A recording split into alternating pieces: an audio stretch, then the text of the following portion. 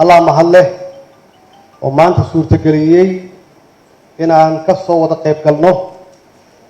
ولما دي Soomaaliyeed meel kasta ay joogaan dadka runtii indhagarad ku ah indhaha u ah ummadda Soomaaliyeed hadday ka yimaadeen dibadda iyo gudahaba iyo dowladooda inay maanta goobjoog ka wada yihiin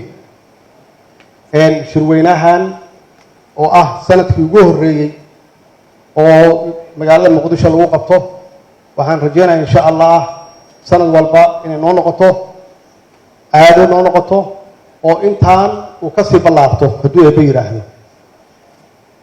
xaqiiqatan shirweynahan maanta dowladda iyo culimadu ay goobjoog ka yihiin ay soo wada qabanqaabiyeen ay ka wada shaqeeyeen macnaheedu waxay tahay in la gaaray waqtigii culimada Soomaaliyeed ay qaadan lahaayeen kaalintoodii sax ahayd iyagoo midaysan waa ku faraxsanahay inaan arko maanta culimadeennii oo midaysan iyo dowladdoodii oo wada shaqayn toos leh mawduuca laga hadlayo 3 bil soo socotana ay tahay culimada Soomaaliyeed iyo dowladdu inay lahaadaan wada shaqayn ay ka wada shaqeeyaan arrimaha amniga arrimaha dib u heshiisiinta tan labaad inaan ka hadalno maxaan ku yiraahdaa xagjirnimada iyo sidii looga hortagi lahaa ama sidii loola dagaali lahaa xaqiiqatan xagjirnimadu annagu waxay noo geysatay dhibaatooyin aad u waaweyn ay ugu horeyso inay la dagaalamaan xagjirka oo annagu aan dhahan argixisada dowladnimadana inay la dagaalaan ay cadow ku yihiin inay cadow ku yihiin shacabkeenna iyo dadkeenna ay cadow ku yihiin inay cadow ku yihiin diinteenna suuban ay cadow ku yihiin inay cadow ku yihiin quruxdii iyo sharafkii dalkeena uu lahaan jiray ay cadow ku yihiin sidaas darteed waxaa weeye in culimmadu Soomaaliyeed oo midaysan ay 3 bil soo socota ay uga hadlaan sidii loo cadowgaas ummadda Soomaaliyeed looga qaban lahaa iyo wada shaqayn buuxda culimmada Soomaaliyeed iyo dowladdu ay u lahaan lahaayeen waxaan rabaa inaan idiin sharxo oo warbixin yar ka siiyo waxa aan ka wada shaqeynayno iyo caqabadaha na haysta waxaa laga yaabaa qof walba inuu soo arko laakiin iyadoo dhab ah waxay tahay waad la socotaan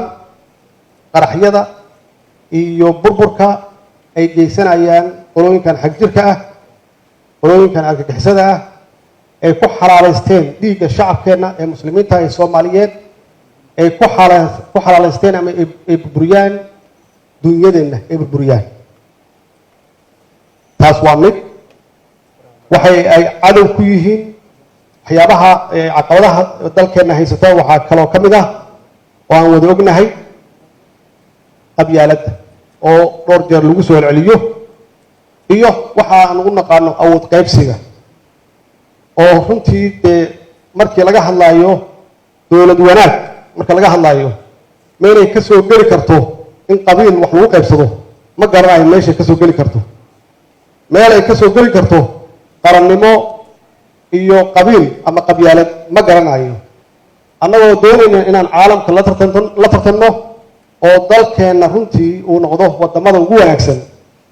haddii aan awood qaybsigeena uu ku salaysan yahay sida ay tahay waxay la tahay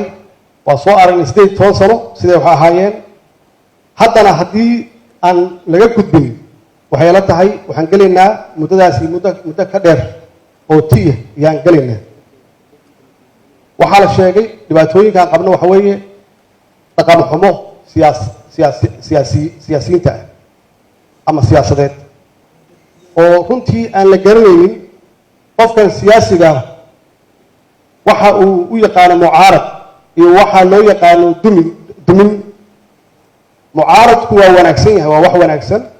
in lagu kala fikra duwanaado qof walba ra'yigiisu soo jeediyo uu ka hadlo program iyo agenda uuna sheego solution xalkiina uu ku daro uu yiraahdo مثلا dowladdu programyadaasi way ku khaldan tahay waxa weeye solution xalkuna waa 1 iyo 2 iyo 3 taasi ma aha mucaarad ma aha waa qof doonaya oo constructive ah oo doonaya inuu dowladnimada maxaan ku rahaa gacan ka geysto dhismaheeda laakiin dumin yaa jirta markii laga hadlaayo dowladnimadoo dhan in geedka jirida loo gooyo oo loo diido xasilooni loo diido oo la bilaabo waxyaabaha aan naqaano oo qallaaso siyaasadeed iyo khilaafaad oo laga hadlo dowladoo dhan in la bedelo oo loo tago beesha caalamka lagu dacweeyo taasi waxa weeye waa dumin weeye ma aha mucaarad ma aha iyada naftigeeda waa caqabadaha na haysta waxaana haysta faragelin shisheeye oo runtii muddooyinkii dowladnimadii naga burburtay kadib caado noqotay bacdamaa aan noqonnay maxaan ku raahdaa week aan noqonnay ama aan tabadarnaanay in cid walba ay isku daydo wixii ay ka heli karto ama saameyn ama dhaqaale ama dana kale inay soomaaliya faragashato taasna haddii xitaa ay ku heshiin lahayn soomaaliya inay istaagto waxba ma ahaateene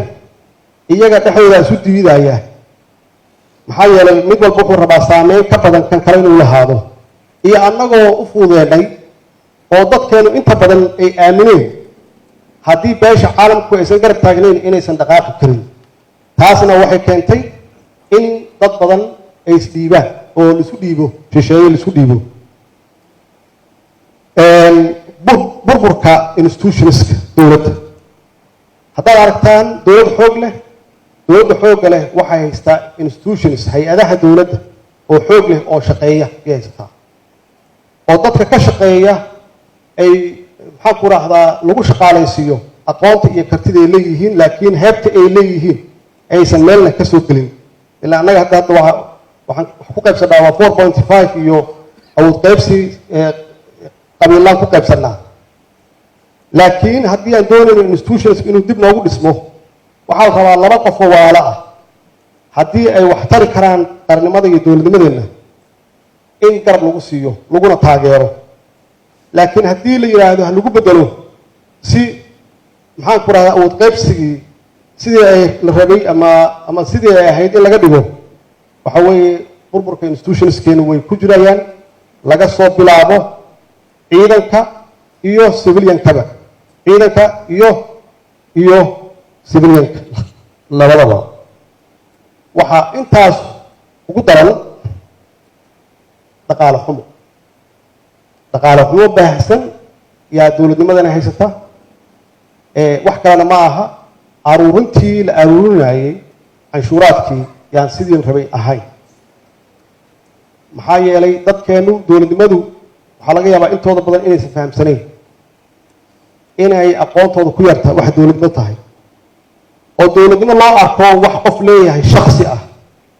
laakiin aan loo arag wax ummad oo dhan u dhaxaysa oo qof walba uu wax ku darsado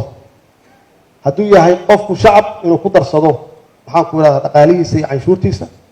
qof hadduu aqoon-yahan yahay aqoontiisa uu ku darsado qof walba waxa uu isagu karaankiisu way tahay inuu ku darsado oo weliba qofku u shaqeeya dowladda naftigeeda inuu ku darsado inuu daacad u ahaado shaqada uu hayo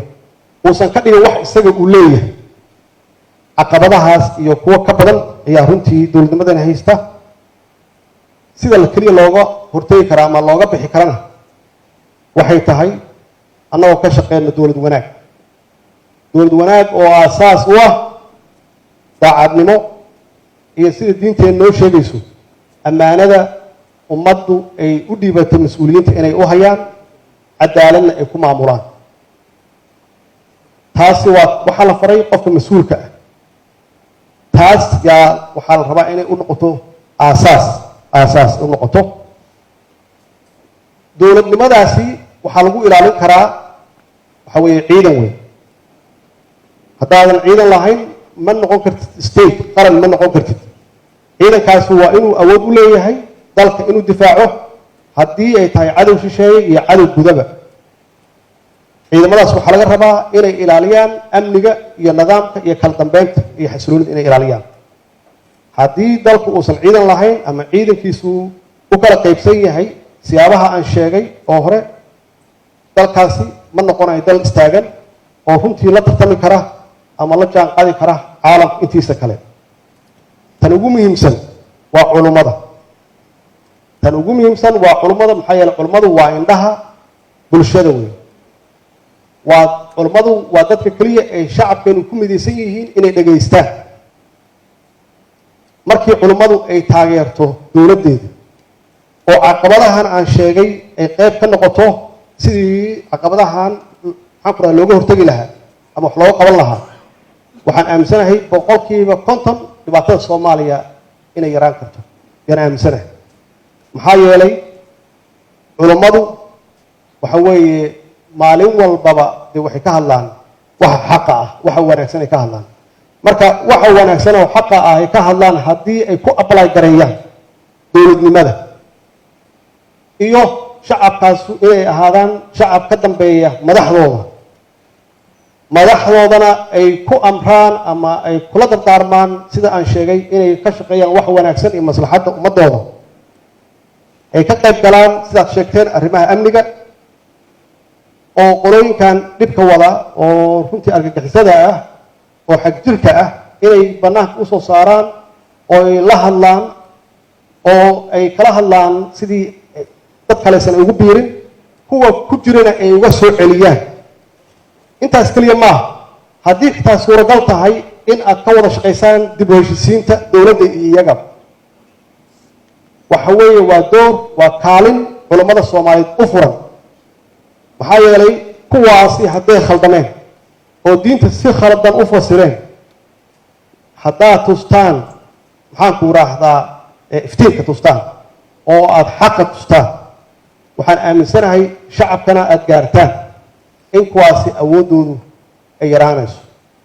11 sano yaa 11 sano la marayaa hadda dalkan inta uu dagaal ku jiro. dagaalkaas uu yahay dagaal xag jireed, dagaal argagixiso ah. waxaa soo maray 4 maamul oo anigu ilaa intee bay sii soconaysaa. marka waa baaba'een iyaguna, annagana waana baabi'iyeen. ilaa intee yaan rabnaa inaan gaarno? waxa baaba'ayana waa ummad Soomaaliyeed weeye. waxa iyaga ka baaba'aya waa wiilasheennii. waxa ay baabi'inayaanna waa wiilasheennii iyo hooyooyinkeennii iyo carruurteennii iyo dadkeennii haldoorka ahaa.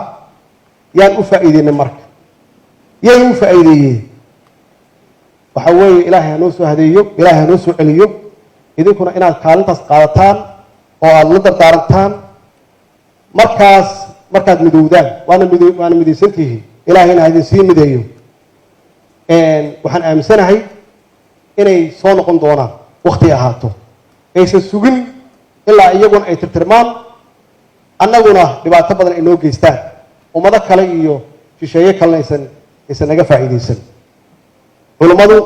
doorkoodu waa cad yahay. doorkoodu waa saan sheegay waa indhihii ummadda Soomaaliyeed iyo indhaha guud ahaan muslimiinta caalamka.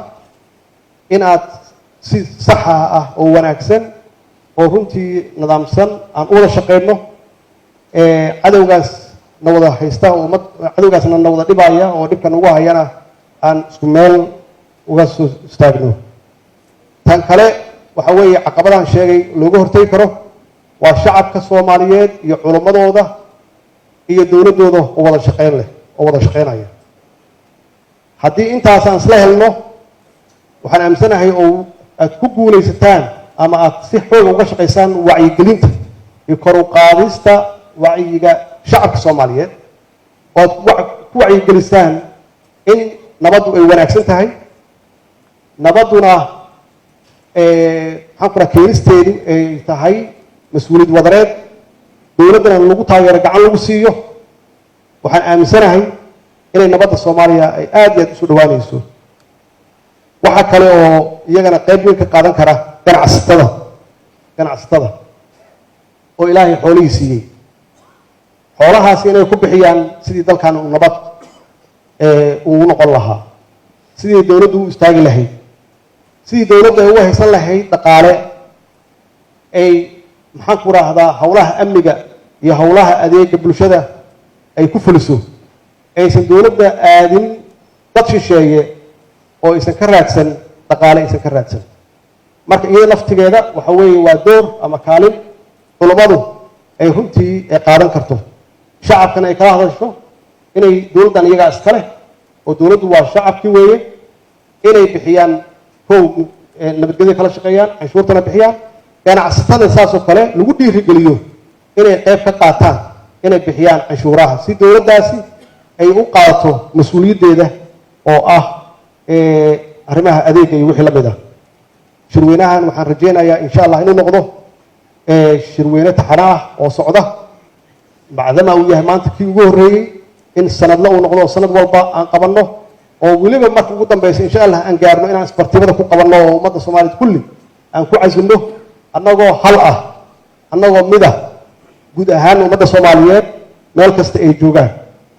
hadalkaygu intaasu ku egyahay wasalaamu calaykum waraxmat ullahi wabarakaatu shirku waa noo furaya taa laga ahaada